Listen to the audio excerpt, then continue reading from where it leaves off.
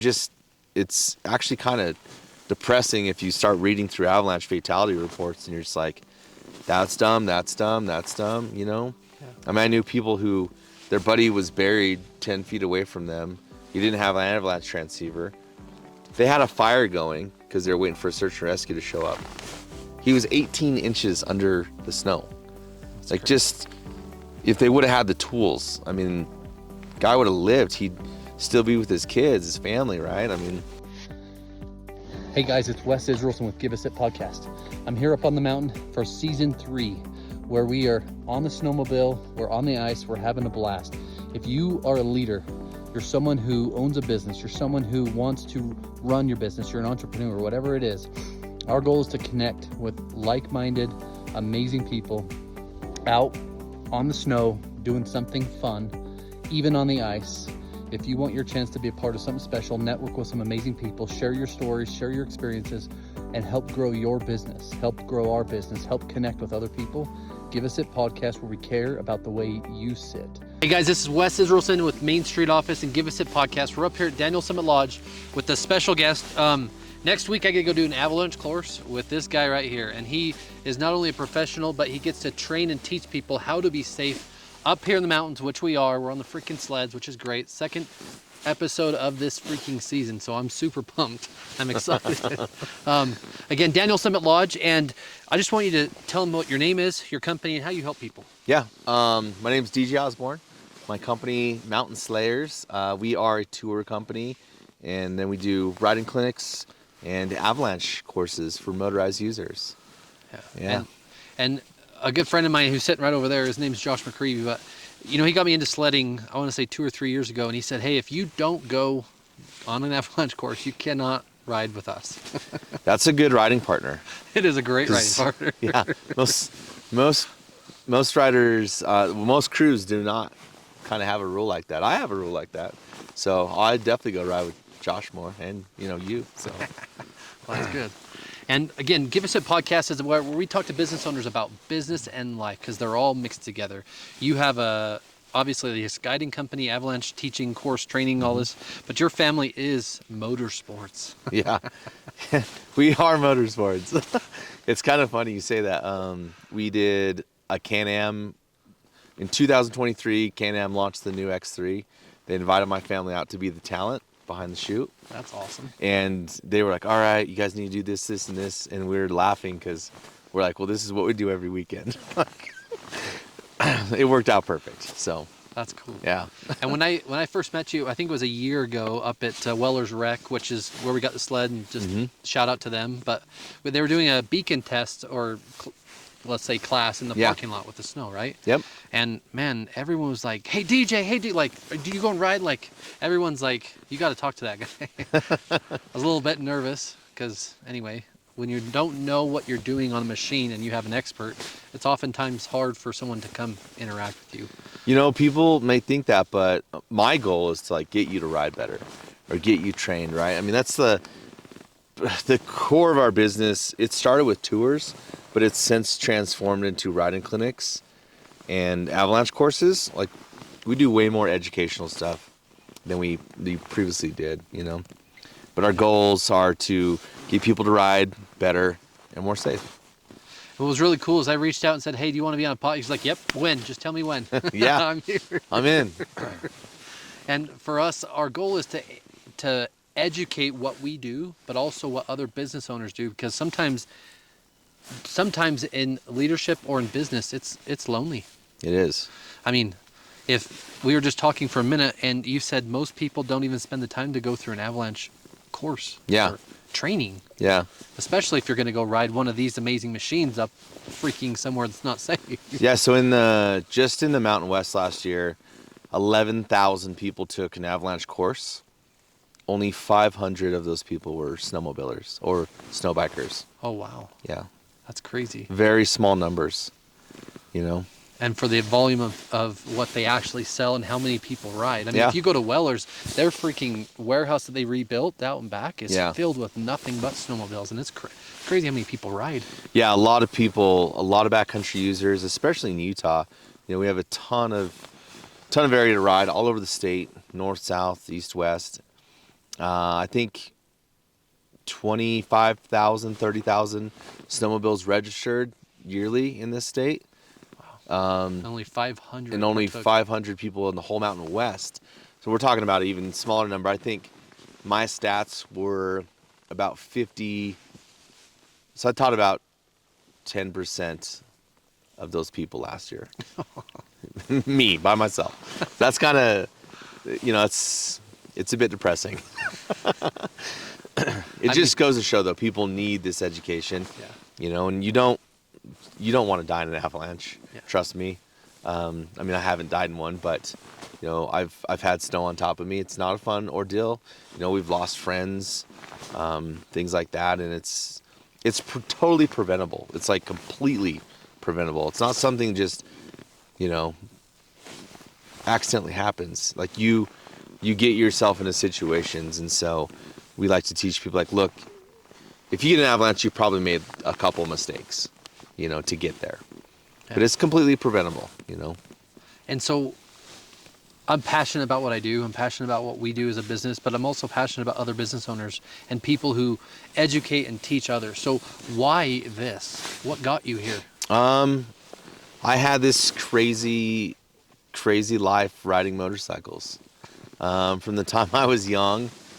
And then at one point I was living in Texas and I was riding motorcycles. I met this guy, Greg Godfrey, Travis Pastrana. Is that the Godfrey's the racing crew too, or is that the No, so Greg was founder of Nitro Circus. Okay. He did like the Children of the Metal God video series. Wow. Way back in the day. People probably don't even know what those are. And then he had this movie called Global Addiction that he did with Travis, and then they started the Nitro Circus. And so I came on board as a video editor for the Nitro Circus.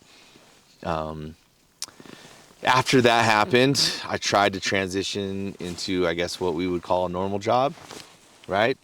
And it just did not work out. I was so ingrained in the action sport industry and riding that I'm like, you know what? I'm going to start a motorcycle tour company.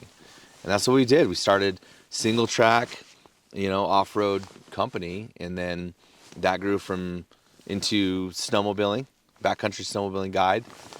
And then eventually, years down the road, now I'm an avalanche instructor. Probably because you saw something or been across something that made you want to be more aware, right? Well, I think the biggest thing for me, I looked and I was like, you know what? My family travels. We travel a lot. We love to travel. And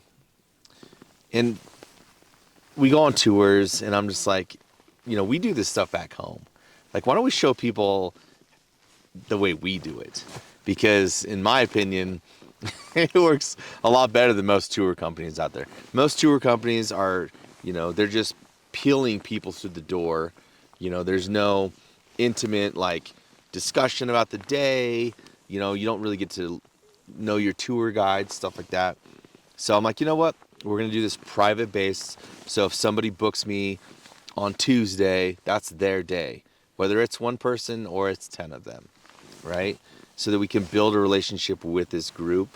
So that this group can come out, ride with us, and experience this on a level that isn't, just a machine behind another machine in a line going through the mountain. Like, as much fun as that may be for some people, there is a big market out there of people dying for experiences, like real experiences. And so we're going to give those people the real, authentic experience. We're going to put you on a mountain snowmobile, not a trail snowmobile. We're going to give you the turbocharged snowmobile. This might be a mistake, but we're going to do it. Trench. And along the way that came like teaching people, like, all right, so on the trail, it's pretty easy. People can figure it out pretty quickly. Once we leave the trail, though, it's this new thing. And soon I found, like, all right, I'm literally teaching every single person how to ride a snowmobile, which is fine. It's good. I have passion with it. And they were just like, I've ridden snowmobiles at a bunch of places, and I thought I was going to go do that again. But, this was actually the day that I needed, and I didn't know that I needed it. And it's unlocked this new thing for people. And I love that because what you said for what we do, we create this experience around a chair fitting to make them actually understand what it does. So you create this experience on this amazing machine. Yeah. And make them have such an experience that may just be the thing that you said they needed. Like it creates something that they were missing. And my wife asked me over the weekend, we came up here with the kids, and she's like, I don't understand why. Like, I just don't understand why. Yeah. And I'm like, because there's nothing like riding through the trees. Yeah. There's no one around. You have your own track, but it's like you can go anywhere and almost do anything. Yeah. I have a really good customer from the East Coast. His wife passed away. He's in his 70s, and he was kind of telling me that he's kind of bucket list item, and then he's done. He's good. He came out on a tour with us, had a blast. He needed to get knee surgery, and he's like, you know what, DJ? I'm not ready to die yet. I'm gonna go get knee surgery, and I'm gonna be back. And for the last 5 years, he has come back every single year. Freaking awesome. At Yes. 70 now, 5, right? Yeah, 75 now. Yeah. Yes, still Let's go. comes out. I just got a voicemail from him yesterday, like, hey, I need to plan my trip. That's cool. And it's just cool to see that it ignited some other passion, for this. It's got to keep going in life. Yeah. And it's so cool to see because not only do you create that experience, but you create a lasting memory. Yeah. Right? And it's also shows that your customer service, the experience, everything that you do within the clinic, people want to repeat. Yeah. They want to come back to. Yeah, it's insane how many repeat customers. I bet my repeat customers are like 70%. Like, it's pretty wild. Group after group after group, And the beautiful thing is, like, in our permitted area to ride is huge. The Wasatch and Uinta Mountains are a big, big area, and so I'm able to take these guys on, something they've never seen before every single time they come ride with me. That's cool. Opposed to a trail tour where you're going to see the same exact loop over and over, right? No way. I'm going to give you a quick experience. So, hey, a few years ago, hey, Josh, yeah, hey, what's up? Hey, a buddy of mine's got a sled. Do you want to buy it? I'm like, yeah. My wife says no. Yeah. Anyway, I'm sitting on it. And the first day we go out, after going through an avalanche course, which I did not do a motorized one, which I do not recommend for people who ride the motor version. Yeah, a little different. It's hopefully, it was kicked my butt, and it's a lot, I'm sure, different. But Yeah. we get out on this trail, and we're riding, and the first thing is take a hard and go straight up off the trail. And I'm like, what? You want me to go there? Yeah. So I do it, and I pin it and hit straight into the wall and fly right off the handlebar. Anyway, I learn and keep learning and keep learning. I'm not very great. But Yeah, sometimes, trial by fire works. It worked with my crew and me, That's cool. And then I linked up with this guy, Brett Rasmussen, OG in the industry. They call him the professor. I think I've got his rubbers in there or something. Yeah, probably. Yeah, those are his ski rubbers in there. But Brett not only developed a lot of parts for modern day snowmobiles, but Brett has something called the Ride Rasmussen style. Yeah. And it's a process in which we teach people how to ride snowmobiles. That's way cool. Yeah, so I went and, mentored under Brett for a little while. And now I offer Ride Rasmussen style riding clinics. So, amongst everything else we talked about, what makes you different for people to want to reach out to? Like, I can feel the passion. Yeah. I can feel the heart there. You've got the experience, obviously, for many, many years, right? Yeah. What makes them want to reach out to you? I think that we create a really fun environment. A lot of guys doing what we do sometimes are too serious, or they make it seem like they're the best riders in the world. And I think that lowers people's confidence level. Like, do I really want to go ride with this guy? Whereas we just take a different approach to it. Like, look, we're out having fun doing this. Yeah. And, I'm definitely not the best rider in the industry, but, I've been here long enough, and, I do know what I'm doing. And I think people understand that there's the professionalism behind me, but also the fun factor, right? And we're going to take care of you. We're going to have a good time. And, the guy that I bought this from, his name was Dave Dill. A few years back, I went up with Josh on let's call it a rescue mission. So the day before, it was actually the day I think Ken Block died, within the same area. And a younger kid was riding and came and T-boned him, almost broke his leg, went Yeah. right through the sled. We had to go get it. And, you know, the awareness behind what you teach and how you teach people to ride is as important as just the avalanche side. Yeah. Like, people need to know how to ride a 200 horsepower machine, Yeah. let alone where you should not take it or where you should go. Yeah, back in the day when I was a kid, I thought snowmobiling was the dumbest thing ever, right? The machines were hard to get on edge, had no power, and now we have just on the land, like on any vehicle on the land, nothing's faster than a snowmobile. Nothing has power to weight ratio as a snowmobile. Like this is one of the most powerful things you can ever ride, right out the gate, right? And because of it, yeah, there's, I've seen out here working in the mountains, I see the public. I see people that just go out, rent a snowmobile, crash it really bad because they don't know how to handle it. They don't know what they're doing. They don't know what it's capable of. So, we try and work people into the groove for the day and not just, here's a snowmobile, go have fun, Yeah. And as a business owner for many years, what's one thing you've learned that you keep changing, or the things that you change from business? I mean, obviously I saw that you said you started guiding or touring, right? Mm-hmm. But your website is also merch, and you also Yeah. sell gear, and you teach and educate on your website, Yeah. right? Yeah. I think for me, the biggest thing is I'm kind of a brand, right? Not necessarily me, but like my company is a brand. Mountain Slayers, we create media. We do all these things. We sell parts for these things. We sell avalanche gear. And I think in a business, for me, I'm like, how can I continually put different streams of revenue into this, right? Because some years we have no snow. It's hard on those years to make money guiding. Yeah. So how can we shift from that?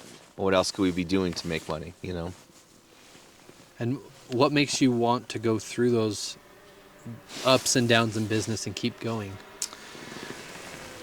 Ooh, that's a tough question.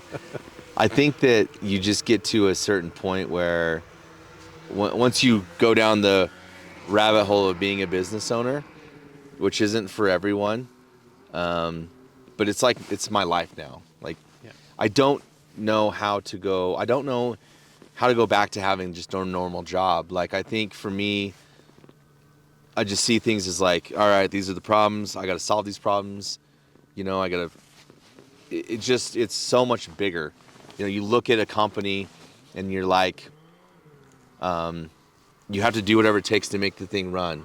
It's not a 9 to 5. Like, I don't get to go home at night and just relax. I still have problems to solve.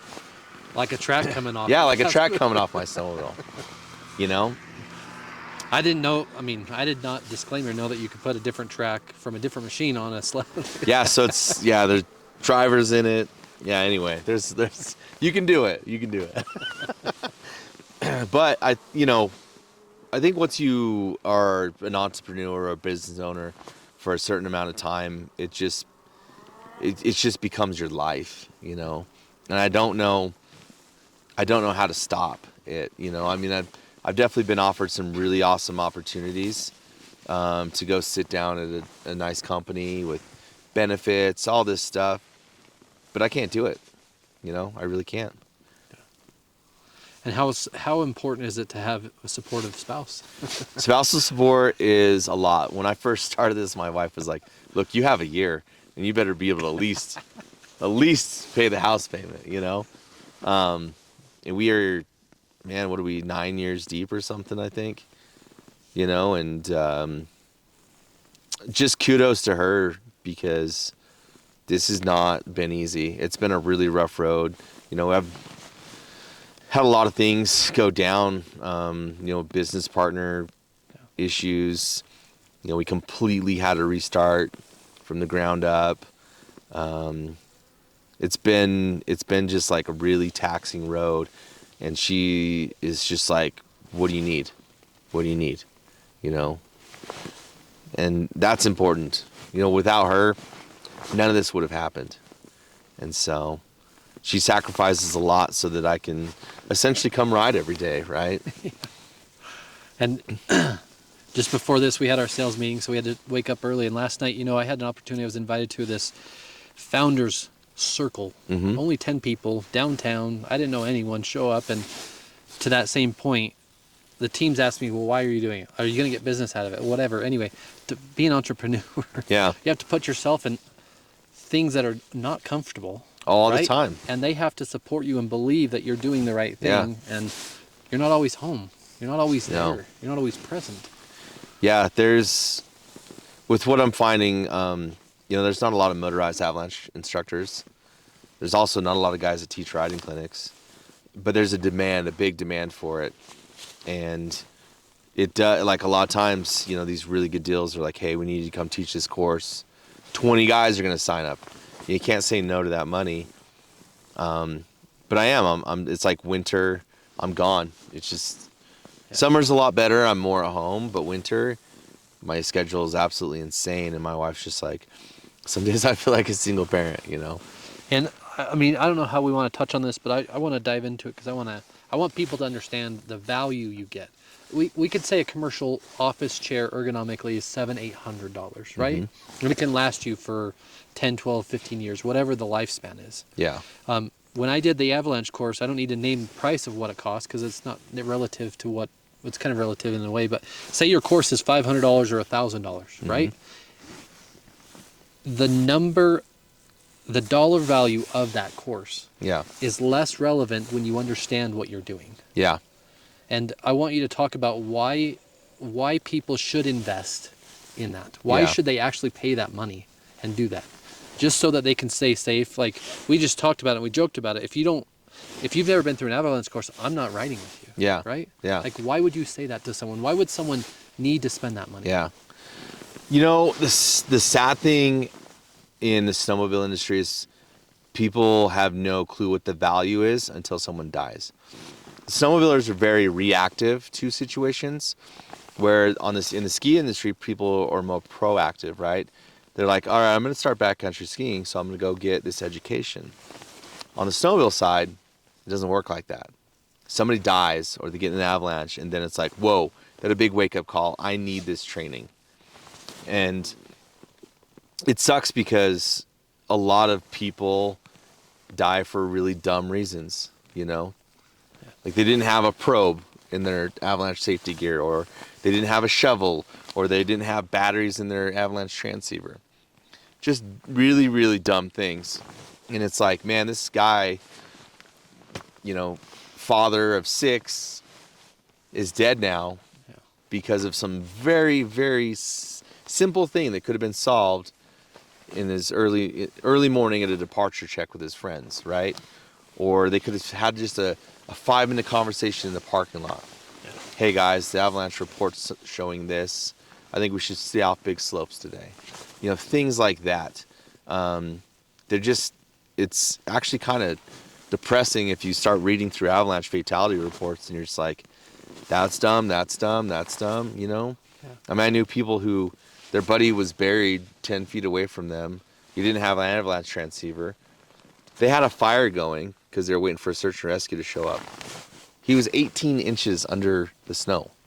That's like crazy. Just, if they would have had the tools, I mean, guy would have lived. He'd still be with his kids, his family, right? I mean, and I think that it's just, there's this emotional thing with it, right? Like, death is not fun, but that's what sells avalanche courses, unfortunately, and we're trying to get people to be more proactive about this and stop, I mean, every single class I usually do, I have somebody in there that, lost somebody in an avalanche or something happened.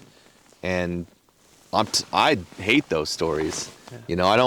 I don't want to, teach people and give them these scare tactics like the mountains are super dangerous. It's not. It's just that you have to make smart decisions. And we need to teach people how to do that so that, not losing loved ones. And on that same note, and I'm just going to touch on 2 totally different opposites of the same thing. So say you're a business owner or an entrepreneur, or you're the sole proprietor of your entire family, and you outride a snowmobile like this and you've never gone through this class and you do die. Yeah. Do you have life insurance? Is your company going to sustain? Is your wife and family, are they going to be supported? Like, it's a bigger decision than, hey, is it going to cost me $5,000 or $1,000 and is it going to take 2 days? Like, Yeah. great. But this is the rest of your life, something that you can This alters everything. Yeah. You know, when these things happen. Even say you don't die in the avalanche, but you're left with serious health issues from it.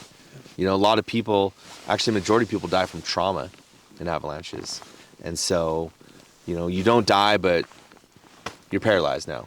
You know, just you're the breadwinner for the family. It does. It's, you know, you have to think a little more smart about your decisions when you're out here recreating, you know. And my wife owns a studio salon, and one of the ladies that works in one of the rooms that they rent, her husband just got a brand new RMK, or I don't even know, it's a Polaris. And I said, hey, I'm going to do this avalanche course in 3 or 4 weeks. Well, how much is it? I just told him what it was, right? Yeah. And yeah, I can't do that. I can't afford it. I'm like, but you're still going to go ride? How'd you afford your snowmobile? And you know, well, it's a monthly payment, because I asked the Yeah. question, right? It's Yeah. a monthly payment, and I'm like, I'm not going to go ride with you. yeah, Well, that's why would you say that?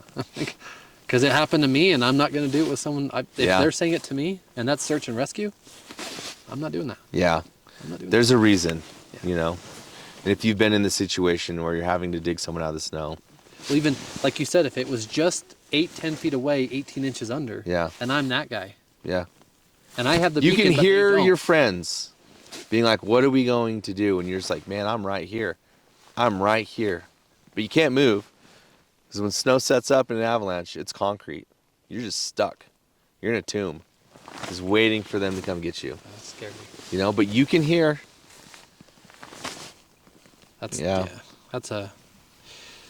And that's why, grateful to have you up here, and grateful to be a part of this, and grateful to be a part of next week. Like, Oh. I'm not a great rider, but I'm not afraid to go do most anything. Although I want to make sure I'm safe Yeah, for our business and for our family. Yeah. And, everyone that I know, because it would be awful to be the person that dies, but it's also awful to be the person that can't help that other person, because Yeah. you just don't know.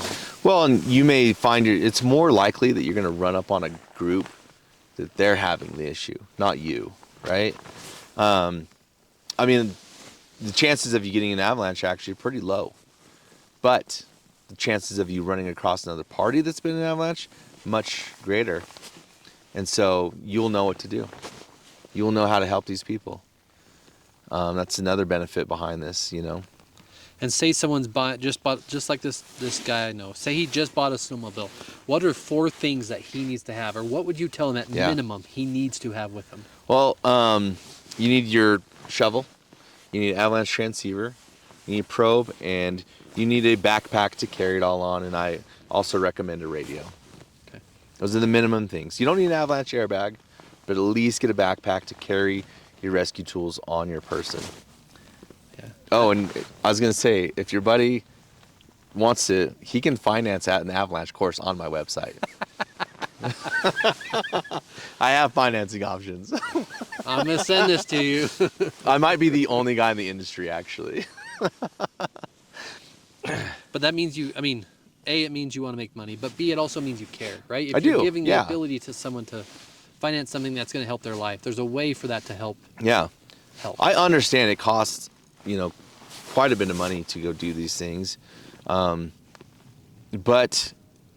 you know, what's the cost of you not doing it and dying, you know? Well- That, like, or getting hurt. But you say the cost of it. This monosuit's more Yeah. than that. Yeah. That backpack's more than that. Oh, yeah. The sled's more than, like, Yeah. I mean, realistically.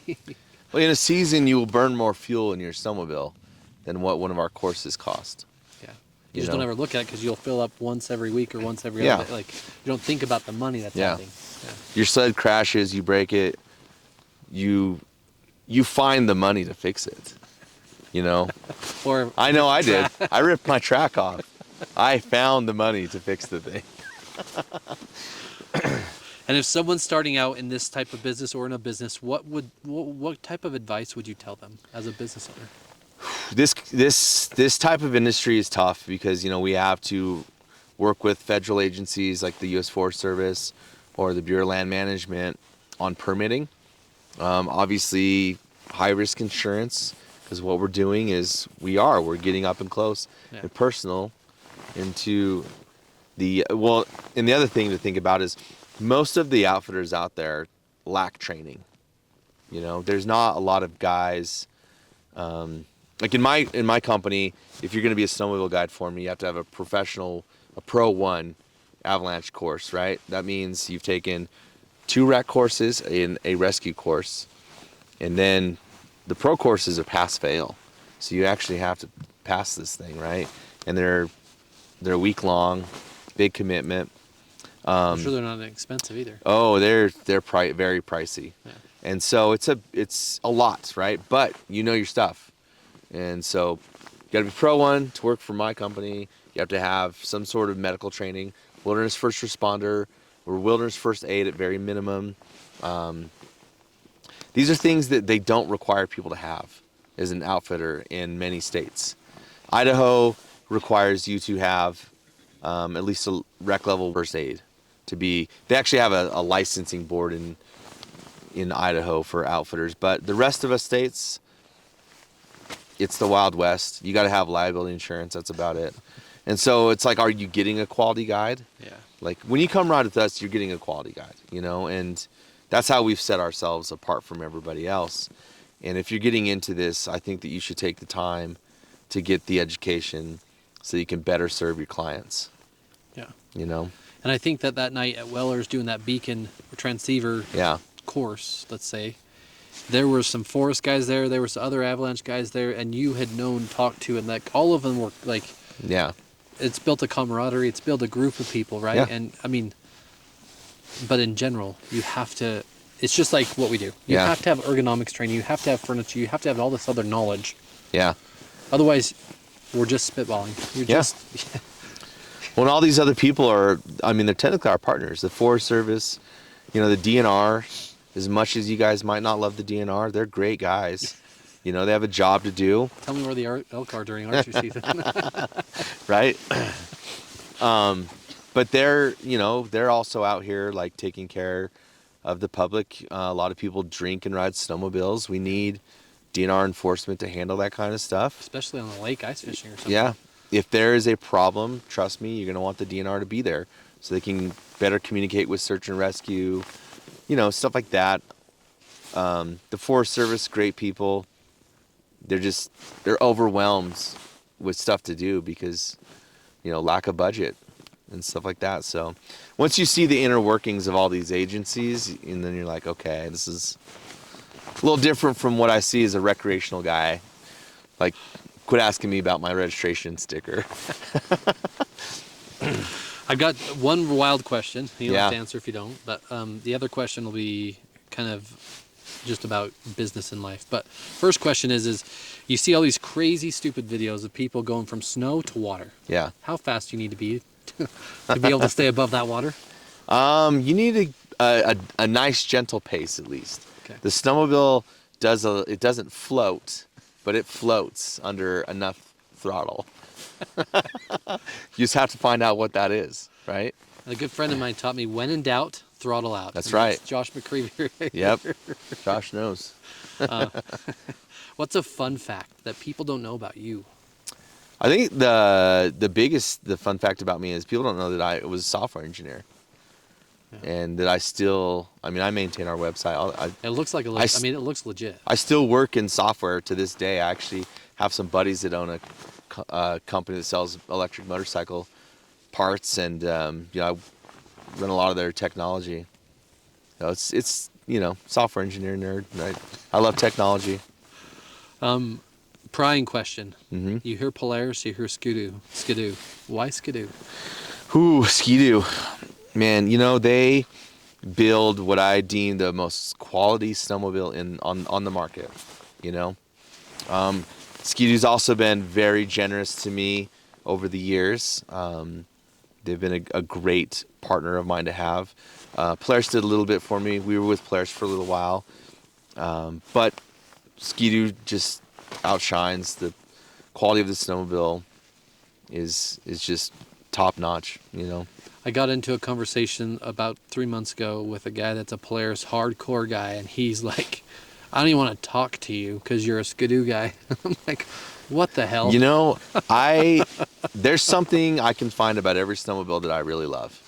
You know, I rode the new Articat 858 yesterday, and it's a great snowmobile. Is that the non-NA too? Yep. Or is, yeah. Yeah, it's very the 858 cc motor, very powerful. You know, let's be real, competition drives, man, and these snowmobile manufacturers, we need all of them. We need Polaris in the game. We need Articat. We need Yamaha to come back. We need that for every brand to survive and for the sport to continue to grow. You know, so everybody makes a good snowmobile these days. I just think that Ski-Doo outshines in a couple of areas. Yeah. You know. And I didn't know very much, but I'm glad I've got one. And yeah. Special thanks to my first 3 years of my business. I rode the same exact sled, and nobody knew. Everybody thought I got a new sled every year. I changed the wrap on it, but I put 6,800 miles on that snowmobile, boosted too, aftermarket turbo. They're reliable snowmobiles, and that's why I, in the grand scheme of things, choose Ski-Doo. If someone today wants to get a hold of you, when is too late? When can they? How do they do that? And like, yeah, what's the best way? Is it just your website, or is it a phone call? Is it? You know, I take phone calls, emails, social media. We're very active on social media. I have a really big following on social media. It's cool, you know. So, and I like to obviously talk with everyone, even if you're not going to come ride with me. I'm still happy to talk with people. I'm happy to give them ideas on areas they could go ride. You know, I just love the community. I'm also a fan of what I do, right? And so I want the greater community to be better. It shows in the passion and how you talk about it, right? Yeah. What's your website? How do people get a hold of you? So mountainslayers.com with a Z, not an S at the end. And then our phone number, 435-709-2053. You can hit me up on at Mountain Slayers on social channels and at Osborne Ready. My dad used to always say this joke, since our last name's Osborne. He'd be like, "Hey, are you ready?" And he'd be like, "Osborne Ready." So anyway, I like that is my social media handle now, Osborne Ready. So a few weeks back, we interviewed the general manager of the new park resort in Park City. Mm-hmm. His last name's Osborne too. Oh, sweet. Kyle Osborne. Any relationship? I don't know. Okay. My dad was adopted and my dad's dad was adopted. So, yeah, my great grandfather's name was Galileo Luigi Benelli. I don't know how I ended up Osborne, but here we are. It's great. And Benelli, you gave up Benelli, huh? Uh-huh. Yeah. It's a hell of a name there. I know, right? Last question. Anyone riding today, whether it's a snowmobile, what about bikes? Yeah, snow bikes. Yeah. Do you teach those classes? Can they ride with people? Oh, absolutely. Okay. We actually, in terms of people going to things, snow bikers are dead last, you know, and they're the ones that get buried the deepest. So they need to come out. We actually are trying to work out a snowmobile only course this year, or a snow bike only course. Sorry. Gotcha. So, because I am a moto guy, like the other half of my business is dirt, right? We love the dirt. We love dirt bikes and side by sides, and we do a lot of riding clinics on the dirt bike side.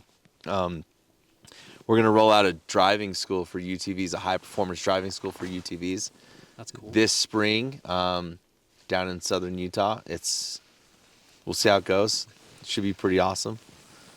So if you want to strap into Can-Am and go fast, I would love to. That's what we're gonna do. This thing scares me with the power it's got. So I worked with the Ford Racing School a little bit back in the day, and they gave me some ideas. That's freaking rad. That's rad. Here we go. As we wrap up, I just want to say thank you. Thanks for all of this. Thanks for being here. Thanks for spending the time, and thanks for next week. Yeah, I really appreciate you having me on, and of course next week's going to be a blast. I'm really excited for you to take the course, and it'll be a good time spending a couple days in the backcountry with you. And as someone who has a wife that said, "Why the hell are you spending that much money doing it?" Simple question is, do you want me to stay alive? Yes. She said, oh, yeah, it's worth whatever. Great. Yeah. So just remember, it's not about the money, it's about the life you live and the people you love. Because if you don't spend the time to invest not only in yourself, but in your knowledge of what you do, you may not be safe. Yeah. Smarter decisions, that's what it's all about. Yeah. And you have to make smarter decisions as businesses grow. You have to make smarter decisions. You have to. You're too valuable Yeah. to be taken by some dumb avalanche in the backcountry. This is Wes Israelson and DJ with Give Us It Podcast up here on the mountain, episode 2. See you next time.